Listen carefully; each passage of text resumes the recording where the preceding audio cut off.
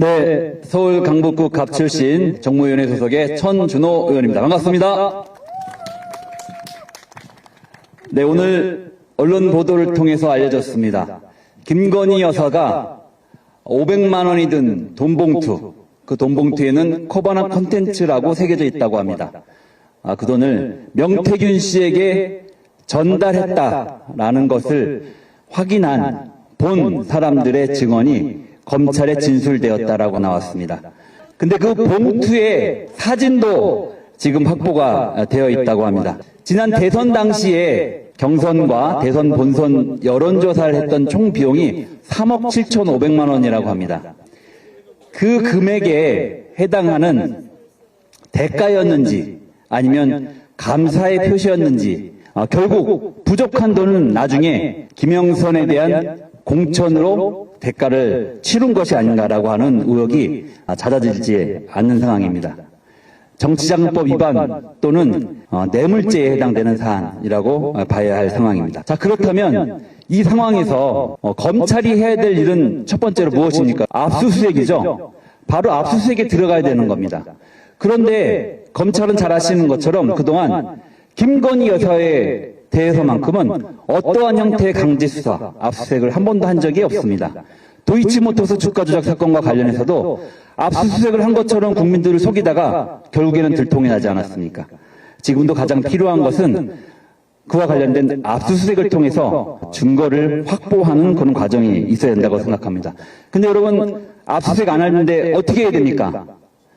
네, 그래서 특검이 꼭 필요한 것입니다. 국민의힘이 특검을 반드시 수용하기 위해서 특검과 관련된 수정안을 제출하려고 합니다. 첫 번째로는 특검과 관련해서 대법원장이 추천할 수 있도록 하는 추천 권한을 주려고 합니다. 그리고 수사 범위도 축소시키려고 준비를 하고 있습니다. 국민의힘이 도저히 받지 않으면 안 될 수밖에 없는 그런 조건을 만들려고 하는데, 여러분, 한동훈 대표가 국민의힘이 이걸 받을 것 같습니까? 예, 절대 안 받을 것 같습니다. 제가 봐도. 한동훈 대표 완전히 쫄았습니다, 지금. 그렇죠? 한때는 김건희 여사 문제를 해결한 것은 국민 9대1이 원하는 이슈다, 이렇게 이야기했습니다. 그런데 어느 날 갑자기 김건희 여사 문제 해결한다면서 들고 나온 게 뭡니까? 예, 특별감찰관이라는 걸 들고 나왔습니다. 여러분, 특별감찰관은 지나간 일에 대한 일을 하는 것이 아니라 앞으로 있을 일에 대한 예방을 위해서 필요로 하는 것입니다.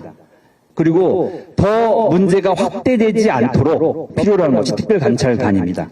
과거 김건희 여사의 여러 문제들, 국민들이 걱정하고 의혹을 갖고 있는 많은 문제들을 하나도 해결할 수가 없습니다. 근데 지금은 국민의 눈을 속이고 있는 것입니다. 특별감찰관으로 국민의 눈을 속이고 국면을 전환하는 그런 역할을 하고 있다.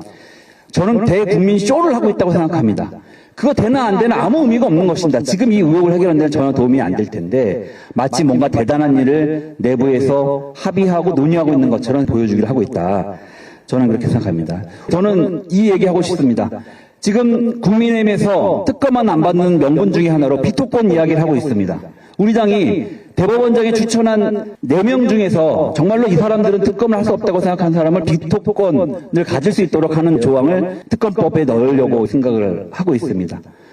그걸 이유로 해서 특검법 받을 수 없다, 이런 이야기도 하고 있는데요. 저는 당당하게 그 비토권도 내려놓자고 이야기하고 싶습니다. 그거 내려놔도 국민의힘 절대로 못 받습니다. 그래서 저는 내일 국민의힘이 이 표결에도 들어오지 않을 거라고 생각을 하는데요. 내일 이 특검 법안이 표결을 통해서 통과가 되면 28일까지 우리에겐 14일간의 시간이 있게 됩니다. 국민적인 압력이 필요하다고 생각합니다.